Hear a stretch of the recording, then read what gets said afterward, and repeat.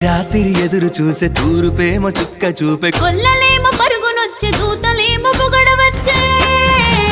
పుట్టాడు పుట్టాడు రో రారాజు మెస్సయ్య పుట్టాడు రో మన కోసం పుట్టాడు పుట్టాడు రో రారాజు మెస్సయ్య పుట్టాడు రో మన కోసం